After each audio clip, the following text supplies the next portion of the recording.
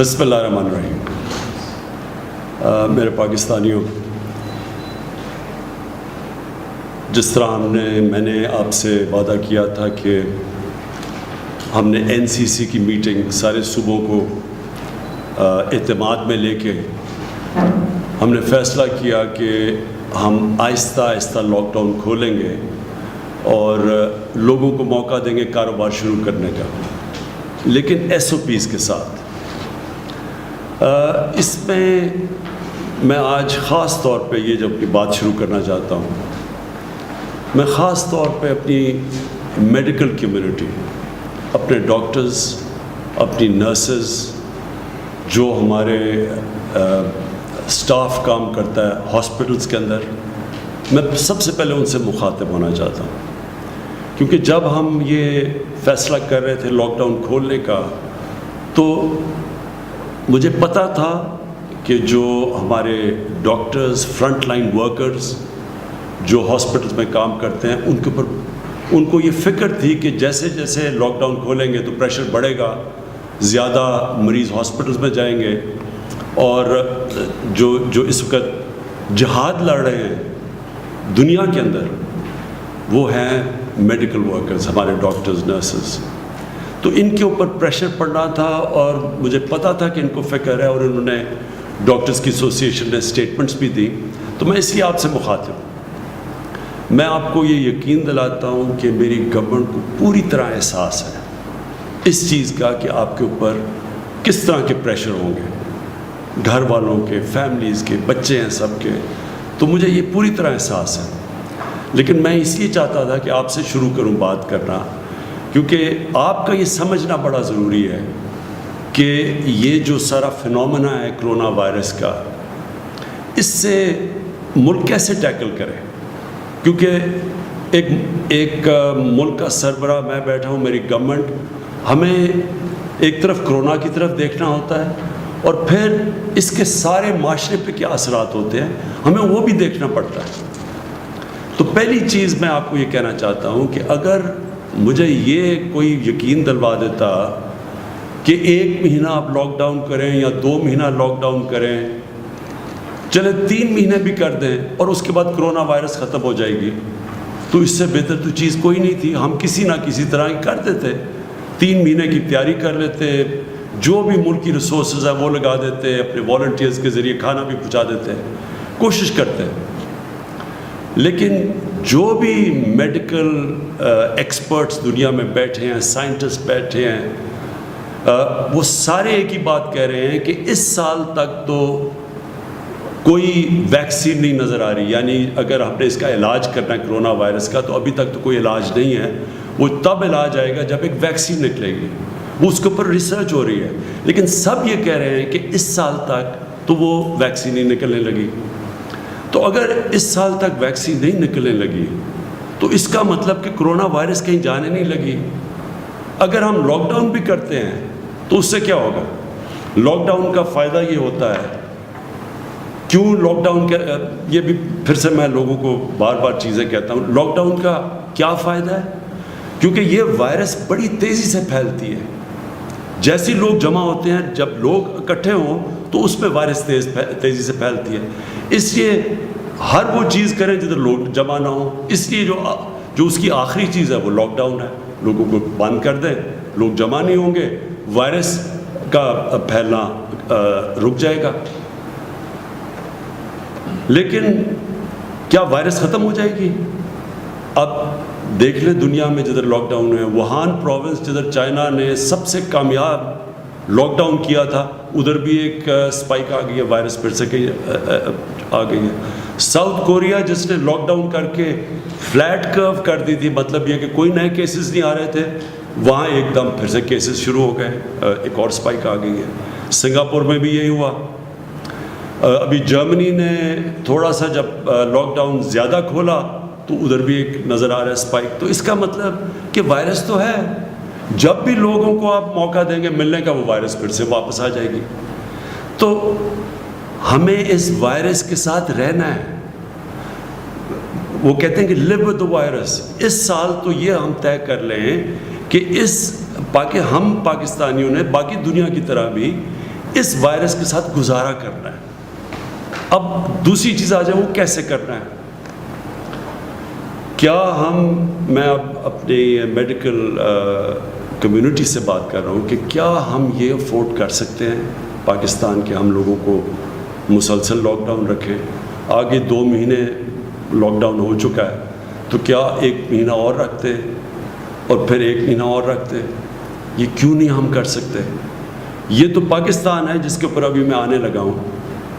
آپ وہ ملک دیکھیں جن کے پاس بے تحاشا پیسہ ہے, اور پیسے کا بھی میں پھر موازنہ کر دوں کہ پاکستان نے مشکل سے ہم نے $8 ارب کا اسٹیمولس پیکج دیا اپنے لوگوں کو جو کہ متاثر ہوئے اس لاک ڈاؤن سے, جو بزنسز ہیں. امریکہ نے $2,200 ارب کا پیکج دیا ہے. جرمنی نے 1,000 یوروز کا پیکج دیا ہے. جاپان نے $1,000 ارب کا پیکج دیا ہے. تو اس کے مقابلے میں سوچ لیں کہ ہمارے کتنے وسائل ہیں. تو ہم کیا لاک ڈاؤن اب بزنس بند کر سکتے ہیں اتنی دیر تک؟ لیکن اس سے بڑا مسئلہ ہے, اور اس سے بڑا مسئلہ یہ ہے, میں یہ ذرا اپنی میڈیکل کمیونٹی کو صرف بتانا چاہتا ہوں کیوں میں پہلے دن, میں یہ آج کہنا چاہتا ہوں کہ میں پہلے دن سے یہ کہہ رہا تھا کہ ہم وہ لاک ڈاؤن نہیں کر سکتے جو یورپ اور امریکہ میں اور یا چائنا نے کیا. ہمارا ایک مسئلہ ہے, وہاں ان ملکوں کے اندر وہ غربت نہیں ہے جو پاکستان میں ہے, اور غربت کے علاوہ جو ہمارے جو مزدور ہیں, جو ورکرز ہیں, جو کام کرنے والے لوگ ہیں, یہ میں آپ کے سامنے اب یہ اسٹیٹسٹکس دینا چاہتا ہوں. ہماری لیبر فورس سروے, یہ پاکستان کی ایک سروے لیبر کی سروے کرتی ہے. 2017 اور 2018 میں ان کی سروے کے مطابق 2.5 کروڑ وہ لوگ ہیں کام کرنے والے, محنت کش لیبرز, جو یا اپنی دن کی یا ہفتے کی تنخواہ کے اوپر ڈپینڈ کرتے ہیں. یعنی وہ اپنے گھر والوں کا پیٹ پالنے کے لیے 2.5 کروڑ ایسے لیبر ہیں, کام کرنے والے ہیں, جو کہ یا دن کی کمائی کے اوپر گزارا کرتے ہیں, اپنے گھر والوں کا پیٹ پالتے ہیں, یا اپنے ہفتے کی کمائی سے کرتے ہیں. یہ وہ 2.5 کروڑ لوگ ہیں. جب کہ ہم نے سب کچھ بند کیا, ان کا یہ سب کچھ بند کر کے یہ گھروں میں چلے گئے. یہ وہ لوگ ہیں, کیونکہ جب آپ پورا لاک ڈاؤن کرتے ہیں تو یہ تو گئے, ان کے پاس تو کوئی اور ذریعہ معاش نہیں ہے. اب یہ اگر 2.5 کروڑ وہ مزدور ہیں, وہ کام کرنے والے ہیں, جو کہ جب لاک ڈاؤن کیا تو ان کا سب کچھ ختم ہو گیا کیونکہ کمائی ختم ہو گئی, تو اس سے 15 کروڑ لوگ متاثر ہیں آج پاکستان میں. اگر گھر میں آپ ایک پورے گھر میں 6 کی بھی ایوریج لگا لیں تو سارے ملک میں اس وقت جو لوگ متاثر ہیں لاک ڈاؤن سے وہ 15 کروڑ ہیں. تو میں اپنی میڈیکل کمیونٹی سے پوچھتا ہوں کہ مجھے یہ بتائیں کہ ہم ان کا کیا کریں.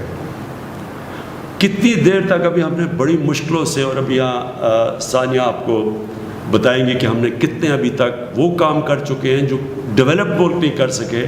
جس طرح کہ ہم نے لوگوں تک پیسہ پہنچایا ہے جو احساس پروگرام کے ذریعے, جو ہم نے 12,000 روپے پہنچائے ہیں, وہ بھی آپ کو ڈیٹیلز دیں گی, اپڈیٹ دیں گی. تو یہ ہم کتنی دیر کر سکتے ہیں, اور یہ کتنی دیر 12,000 روپیہ ایک خاندان کے لیے کافی رہے گا.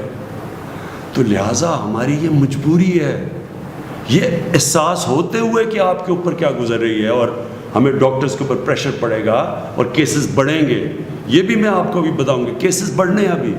یہ ہماری جو ہر روز ہم اپنی کیلکولیشنز کرتے ہیں, ہماری جو NCOC, جو ہمارا جو ایک ایسا, اللہ کا مجھے بڑا فخر ہے اپنے, ہم نے ایک ادارہ سیٹ اپ کیا جو سارے ملک سے, سارے صوبوں سے کوآرڈینیٹ کرتا ہے, جو ہر روز میڈیکل رپورٹس لیتا ہے. ڈاکٹرز ہمارے بیٹھے ہوئے جو اسیسمنٹ کرتے ہیں, انالیسس کرتے ہیں کہ ملک میں کرونا کی کدھر جا رہی ہے, کدھر بڑھ رہی ہے, کس طرح بڑھ رہی ہے, باہر سے کتنی ہے, ہوم گرون پاکستان میں وائرس کتنی پھیلتی جا رہی ہے, وہ پوری اسیس کرتی ہے. پھر ملک کا جائزہ لیتے ہیں, پھر باقی سارے ملک کے چیف سیکرٹری سے چیف منسٹر سے پوری کوآرڈینیشن کر کے ہم چل رہے ہیں، اور یہ بڑا کامیاب ادارہ ہے۔ میں اس کا بھی بتاؤں گا کہ ہماری اسیسمنٹس، ڈیلی اسیسمنٹس کیا ہیں، ہفتے کی کیا ہے، مہینے کی کیا ہیں، لیکن ہمیں پتہ ہے کہ بڑھیں گی، ہمیں پتہ ہے کہ کرونا کے کیسز بڑھیں گے ابھی، لیکن ہمیں یہ بھی پتہ ہے کہ اگر ہم نے آج ان لوگوں کو روزگار نہ دینا شروع کیا تو ہمیں کرونا سے زیادہ یہ لوگ بھوک سے مرنے کا ہمیں زیادہ مسئلہ بنا ہوا ہے۔ مجھے ایز پرائم منسٹر 10 دفعہ سوچتا ہوں ہر روز کہ کس طرح گزارا کر رہے ہوں گے وہ لوگ، وہ سفید پوش لوگ کیسے گزارا کر رہے ہوں گے۔ تو اس لیے میں اپنی میڈیکل کمیونٹی سے ہی کہنا چاہتا ہوں کہ باقی لوگ تو اپنی شاید اکانومی کو بچا رہے ہوں، ہم تو اپنے لوگوں کو بھوک کے مرنے سے بچا رہے ہیں، ہماری مجبوری ہے کہ اب کھولیں۔ تو میں صرف آپ کو اب یہ اپڈیٹ دے دوں، اور تفصیل ابھی بعد میں آپ کو دیں گے۔ ہمارے ساتھ ڈاکٹر ظفر بھی بیٹھے ہیں، ڈاکٹر فیصل، جو ڈاکٹر ظفر آپ کو بتائیں گے کہ جو ڈاکٹرز کے لیے ہم کیا کر رہے ہیں، میڈیکل کمیونٹی کے لیے ہم کیا کر رہے ہیں، کیونکہ ہمیں پورا احساس ہے اور اس کے لیے پورا پروگرام بنایا ہے، وہ بتائیں گے۔ اور ڈاکٹر فیصل آپ کو بتائیں گے کہ جب ہم کانسنٹریٹ کر رہے ہیں اس کے اوپر، کرونا کے اوپر، تو باقی بھی پاکستان کے اندر بیماری ہیں، اور ان بیماریوں کا کیا ہو رہا ہے، کیونکہ ساری تو جب کانسنٹریشن ادھر لگی ہے کرونا کی طرف، تو اور بھی پاکستان کے اندر بیماریاں ہیں جن کا جو نگلیکٹ ہو رہی ہیں۔ بچوں کی امیونائزیشن کیمپینز ہیں، جو بچوں کو ٹیکے لگاتے ہیں، وہ 50% کم ہو گئی ہیں۔ ہمارے پاس پولیو، ایک پاکستان 2 ملکوں میں دنیا میں جدھر ابھی پولیو کی وائرس بھی ہے، اس کی ہم نے کیمپین کرنی، 2 کیمپین۔ ایک طرف ہم کرونا کا تو دیکھ رہے ہیں، لیکن باقی ملک بھی سنبھال رہے ہیں۔ میں صرف آپ کو یہ بتا دوں کہ یہ مجھے خوشی بھی ہے کہ ہماری گورنمنٹ نے پہلے دن سے جس طرح کرونا کے اوپر ہم نے جو ہم نے اسٹیپس اٹھائے، مجھے بڑا فخر ہے اس کے اوپر کہ اللہ کا شکر ہے پاکستان میں وہ چیزیں نہیں ہوئیں جو کہ باہر کی دنیا میں آپ دیکھ رہے ہیں۔ جس طرح کے مسئلے مسائل ڈیولپڈ ملک، امیر ملکوں کے اندر آئے، مجھے اللہ کا بڑا میں شکر ادا کرتا ہوں کہ ہم نے جو بھی سٹیپس اٹھائے اس کی وجہ سے ہمارے ملک میں حالات کنٹرول میں۔ ہماری پروجیکشن کیا تھی، میں نے جب آپ سے 24 اپریل کو آپ کے سامنے آیا تو ہماری پروجیکشن یہ تھی کہ 14 مئی تک پاکستان میں جو کیسز کرونا کے کیسز جو انفیکٹڈ ہیں، جو پازیٹیو کیسز ہیں، وہ ہونے تھے 92,695، اور جو اموات ہونی تھی، جو فوتیاں ہونی تھی اس کی وجہ سے، کرونا کی وجہ سے، وہ 1,324 ہونی تھی۔ یہ ہماری 24 اپریل کو پروجیکشنز تھی۔ 52,000 ہماری انفیکشنز ہونی تھی، اور جو اموات ہونی تھی وہ 1,324۔ اب 14 مئی جو ہم نے جو پرسوں گزری، اس میں ہمارے کیسز انفیکٹڈ کتنے ہیں؟ 35,700، اور ہماری فوتگیاں ہوئی ہیں 770۔ تو اللہ کا شکر ہے کہ ابھی تک جو پروجیکشنز تھیں، اور یہ دنیا کے سے موازنہ کیا جاتا ہے کہ دنیا میں جس طرح کرونا بڑھتی گئی یا جو پیک کرتی گئی، اس کے مقابلے میں تو اللہ کا شکر ہے کہ ابھی تک ہم پروجیکشن سے نیچے جا رہے ہیں، اور ہمارے ابھی بھی جو ہاسپٹلز ہیں ان میں جگہ ہیں، ہمارے پاس وہ پریشر نہیں پڑا جو کہ ہاسپٹلز پہ پڑنا چاہیے۔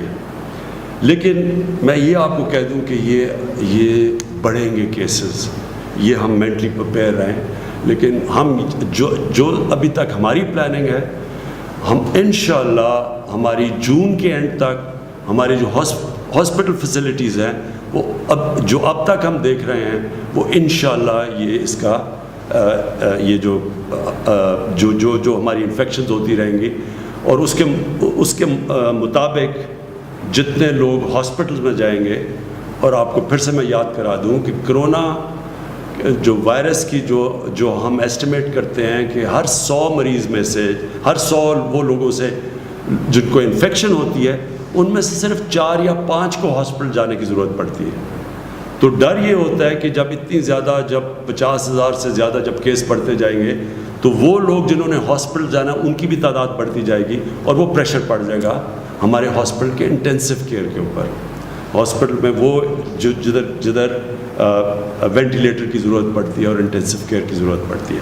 تو وہ بھی بعد میں آپ کو ڈاکٹر ظفر بتائیں گے کہ اس کے لیے ہم کیا کیا تیاریاں کر رہے ہیں، مسلسل اپنی کیپیسٹی بڑھانے کی کیا کیا کوششیں کر رہے ہیں. کیونکہ یہ جو انٹینسو کیئر ہوتا ہے، جس کا ایک بسترا جو انٹینسو کیئر کا ہوتا ہے، اس کے اوپر ایک کافی اسپیشلائز ٹریننگ کی ضرورت ہوتی ہے. ہر کوئی نرس جا کے وہ انٹینسو کیئر میں وہ ٹریٹمنٹ نہیں دے سکتا جو کہ صرف اسپیشلسٹ دینے ہوتے ہیں. تو اس کے لیے وہ آپ کو بتائیں گے وہ کیا کیا قدم اٹھا رہے ہیں. اب آ گئی بات کہ ہم نے اب ملک میں کیا کیا چیزیں کھولی. میں حماد اظہر بیٹھے ہوئے وہ ابھی آپ کو بتائیں گے کہ ہم کیسے کاروبار کے مختلف چیزیں اب کھولتے جا رہے ہیں ایس او پیز کے ساتھ. اور وہ جو ایس او پیز ہے، یہ میں پھر سے آپ کو کہہ دوں، ایس او پیز کا مطلب یہ ہے کہ جو بھی کاروبار کھولے گا ان کے جو مالک ہوتا ہے اس کے اوپر ہم ذمہ داری دے دیں گے کہ آپ نے یہ قدم اٹھانے ہیں، یہ شرائط ہے جس کے اوپر چل کے آپ نے اپنی فیکٹری کھولنی ہے یا آپ نے اپنی دکان کھولنی ہے، تو آپ کو یہ قدم اٹھانے پڑیں گے. میں آپ سب سے پھر سے اپیل کرتا ہوں، یہ بہت ضروری ہے آپ کو ان ایس او پیز کے اوپر چلنا. ساری قوم کو میں کہتا ہوں، وہ اس لیے کہ دیکھیں، اگر اب یہ جو ہم آہستہ آہستہ یہ جو لاک ڈاؤن اٹھا رہے ہیں، اگر ایک دم اس سے زیادہ بڑھتے ہیں کیسز، تو ہو سکتا ہے جن ایریاز میں کیسز بڑھتے ہیں ہمیں پھر سے ان کو لاک ڈاؤن کرنا پڑے. اگر ہم نے مثلاً دیکھا کہ کہیں فیکٹری کے اندر کیسز بڑھ گئے ایک دم، تو فیکٹری کو بند کرنا پڑے گا.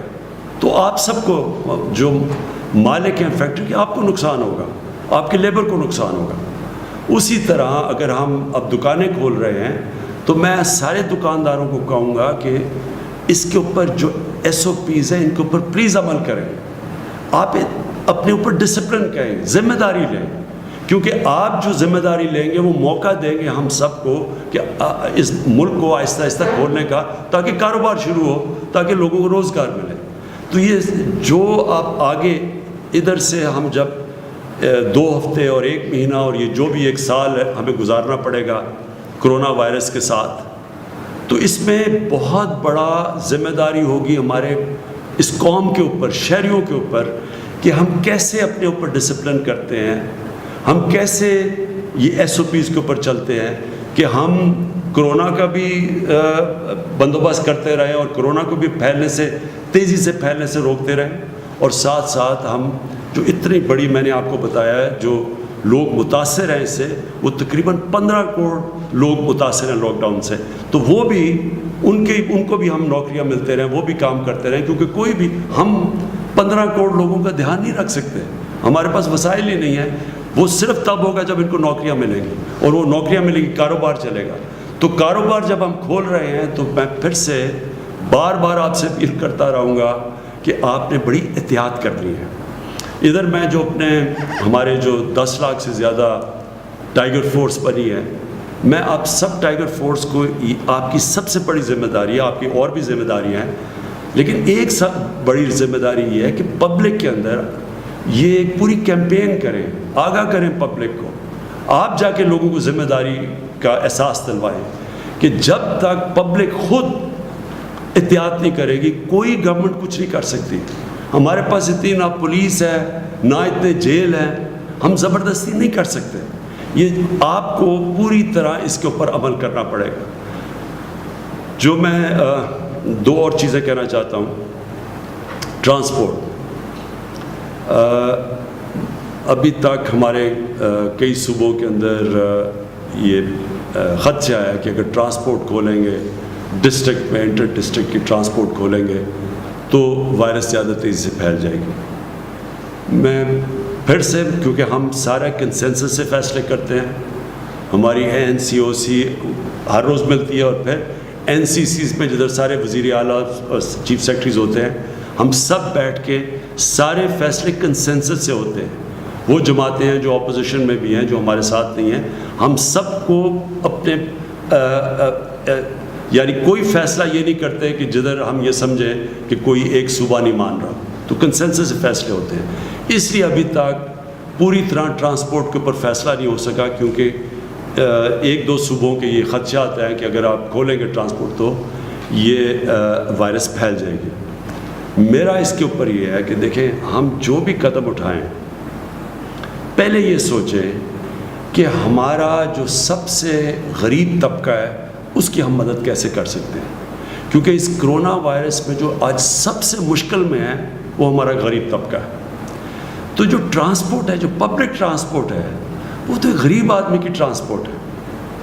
ہم تو ہماری طرح کے لوگ تو گاڑیوں میں پھر رہے ہیں ابھی بھی، ہم تو کہیں بھی جا سکتے ہیں اپنی گاڑیوں میں، لیکن ایک غریب آدمی، ایک مزدور، وہ تو جس کے پاس گاڑی نہیں ہے اس کے لیے تو پبلک ٹرانسپورٹ چاہیے۔ تو جب ہم پبلک ٹرانسپورٹ بند کرتے ہیں تو ہم یہ یاد رکھیں کہ ہم ایک غریب کی زندگی مشکل میں ڈال رہے ہیں۔ کئی دفعہ اس کو ٹرانسپورٹ چاہیے ہوتی ہے کام کرنے کے لیے، دیہاتوں کے لیے اس کو کہیں جانا ہوتا ہے، کہیں مزدوری کرنی ہوتی ہے، کہیں وہ فیکٹریوں پہ جا رہا ہوتا ہے، اب کنسٹرکشن سائٹ پہ جا رہا ہوتا ہے۔ تو جب ہم ٹرانسپورٹ بند کرتے ہیں، سمجھ جائیے کہ ہم سب سے زیادہ نقصان اپنے غریب آدمی کو پہنچا رہے ہیں۔ اس لیے میں پھر سے سب سے ریکویسٹ کرتا ہوں کہ پبلک ٹرانسپورٹ کھول دیں۔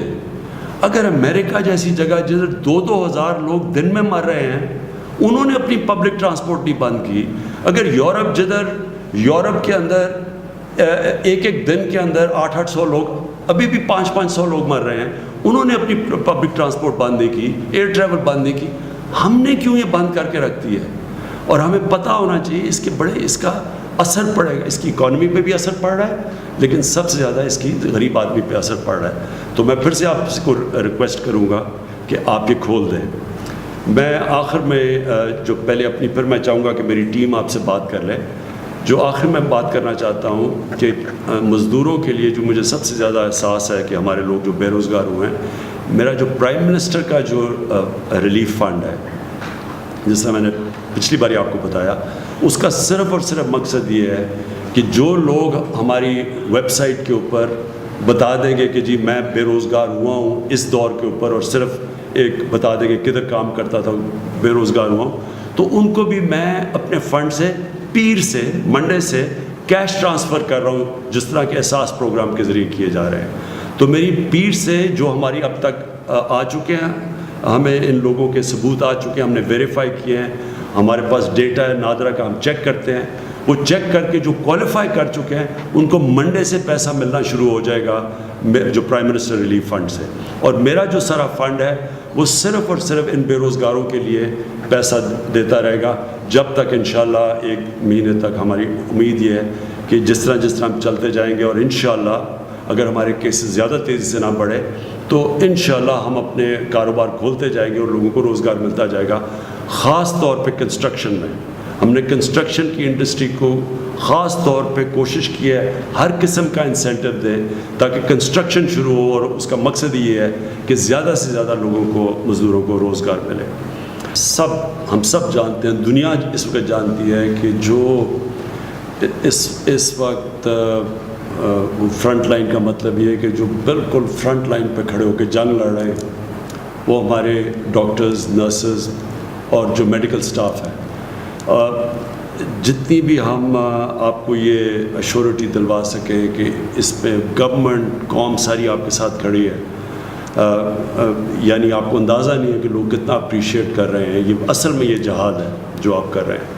تو میں صرف جو ہماری تیاریاں، ہم یعنی جب سے یہ کرونا شروع ہوئی، پاکستان کا جو ہیلتھ سسٹم تھا، ہم سب جانتے ہیں بدقسمتی سے کہ وہ کافی پیچھے رہ گیا، کہ جس ملک کے حکمران اپنا چیک اپ بھی باہر دنیا میں کروانے جاتے ہیں، اس ملک کا ہیلتھ سسٹم ڈیولپ نہیں ہو سکتا۔ اس لیے جو ہم نے تب سے کام کیا اپنے ہیلتھ سسٹم کے اوپر، جو کیپیسٹی بڑھائی، جو ہم نے ٹیسٹنگ کیپیسٹی، یہ پہلے تھی نہیں، پھر جو ICU اس کی کیپیسٹی بڑھائی، اور اب جو ہم کرنے جا رہے ہیں اپنے ڈاکٹرز کے لیے، یہ میری گورنمنٹ کے اوپر سب سے بڑا بوجھ پڑا ہوا ہے۔ ایک تو کہ اس ملک کا جو غریب لیبر طبقہ، دہاڑی دار، جو ان کے اوپر گزر رہی ہے، اور ابھی جو ڈاکٹر ظفر نے بات کی کہ یہ جتنی بیماریاں اس وقت پاکستان میں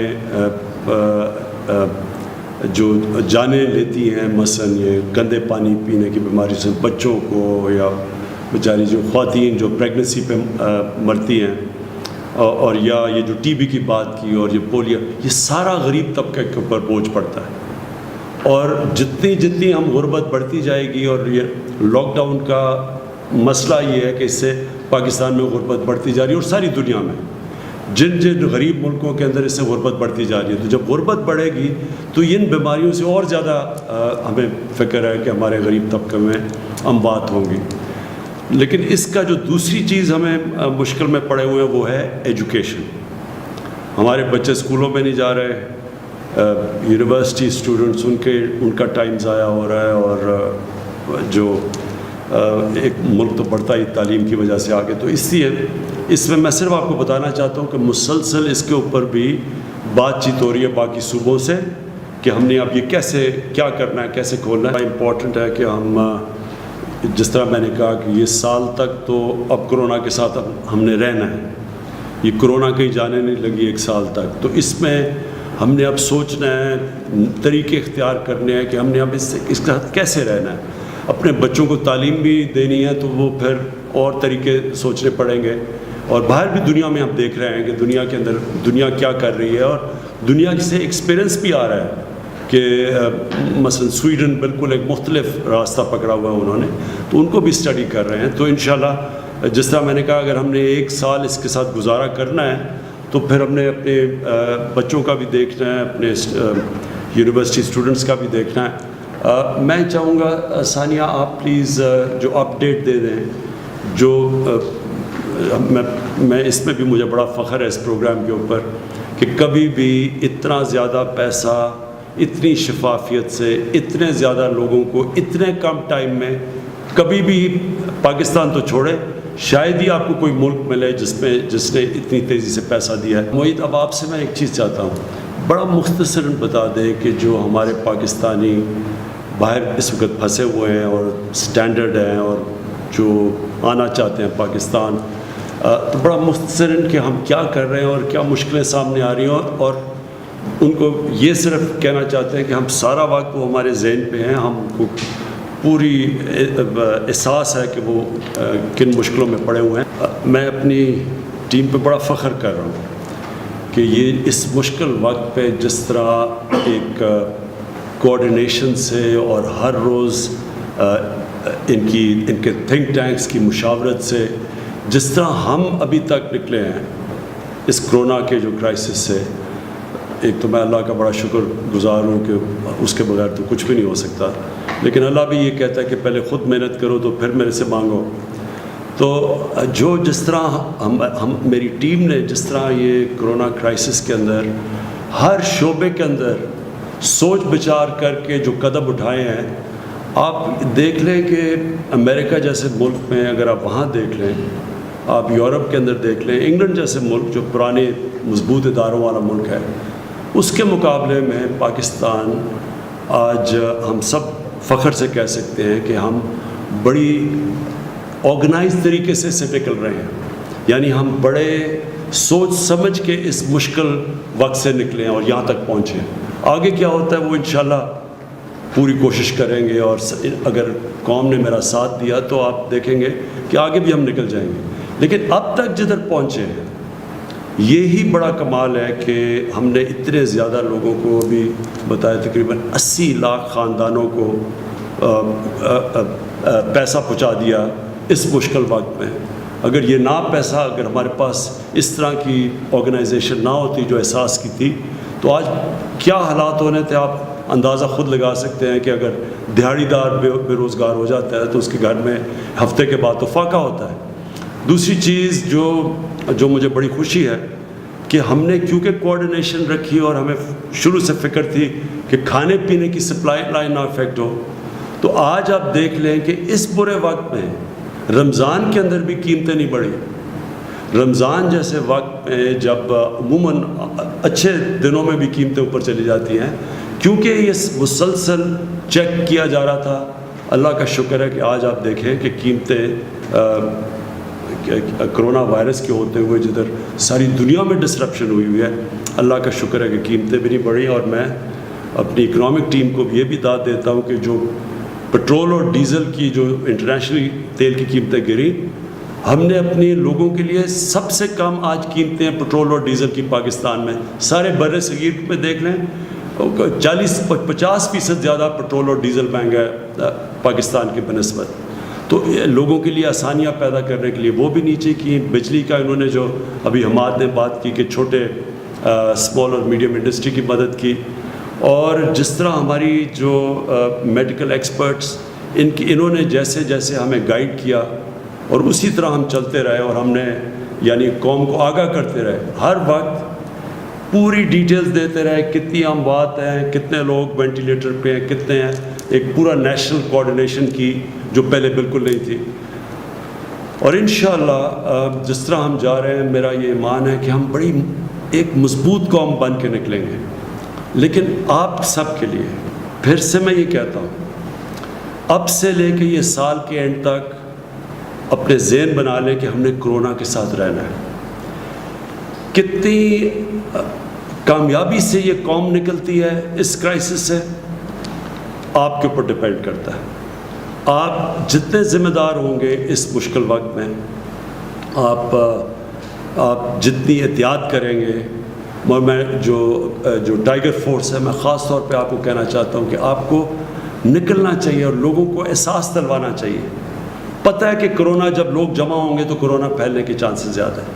تو ہم اپنی ذہن حکمت استعمال کر سکتے ہیں. ہم ہر کام کر سکتے ہیں اگر ہم عقل سے کریں. اور کیونکہ ہمیں اس وائرس کے ساتھ رہنا ہے، کیونکہ ہمیں پتہ ہے کہ جب تک ایک ویکسین نہیں نکلتی اس وائرس نے یہیں رہنا ہے، اس لیے ہم جتنی احتیاط کریں گے ہم اپنے معاشرے کے لیے آسانیاں پیدا کریں گے. کیونکہ جب لاک ڈاؤن ہوتا ہے، اب میں نے شروع میں بھی آپ کو کہہ دیا، ہم غربت بڑھاتے ہیں اپنے معاشرے میں، ہم غریبوں کو اور نیچے دھکیل دیتے ہیں. تو اس لیے ہمارے اوپر ذمہ داری ہے کہ ہم ایک غریبوں کو بھی پروٹیکٹ کریں. دوسری چیز، جتنی ہم احتیاط کریں گے، ہمیں پتہ ہے، یہ بھی پتہ ہے کہ یہ بوڑھوں کو، بزرگوں کو یہ زیادہ افیکٹ کرتی ہے. ہمیں یہ بھی پتہ ہے کہ جو لوگ بیمار ہیں ان کو کرونا ہو جائے تو ان کی جان خطرے میں چلی جاتی ہے، یہ ہمیں پتہ ہے. تو لہٰذا ہم جو نوجوان ہیں وہ ذمہ داری لیں، وہ خود احتیاط کریں کہ ہمارے گھروں میں، ہمارا تو جوائنٹ فیملی سسٹم ہے، ہم تو ساری فیملی رہتی ہے. تو آپ کو خود دیکھنا چاہیے کہ احتیاط، کہ آپ کے گھر کے اندر جو بوڑھے، جو بزرگ ہیں اور جو بیمار ہیں، آپ کی ذمہ داری ہے ان کی حفاظت کرنا. اور حفاظت آپ کر سکتے ہیں احتیاط کر کے. اور آخر میں یہ جو عید آ رہی ہے، میں خاص طور پہ آپ سب سے کہنا چاہتا ہوں کہ یہ جس طرح ہم عید یہ قوم بناتی ہے اور ہمیشہ بناتی ہے، اور عید بڑا ایک فیملی کا اوکیزن ہوتا ہے، لوگ جمع ہوتے ہیں، یہ عید مختلف ہے. اس عید کو آپ نے یہ سوچنا ہے ذمہ داری لے کے کہ ہاں ہم نے عید بنانی ہے، لیکن وہ اس طرح کی عید نہیں بنانی جس طرح ہم عموماً بناتے ہیں. ہمیں دیکھنا پڑے گا کہ ہم اپنے ملک کی خدمت کریں گے کہ اگر ہم احتیاط کریں گے. اور پھر میں ختم کروں گا، جو ہمارے ڈاکٹرز اور جو ہماری نرسز ہیں جن کے اوپر سب سے زیادہ جو فرنٹ لائن پہ کھڑے ہیں، ہم ان کی بھی مدد کریں گے اگر ہم سب احتیاط کریں. شکریہ اور پاکستان پائندہ باد.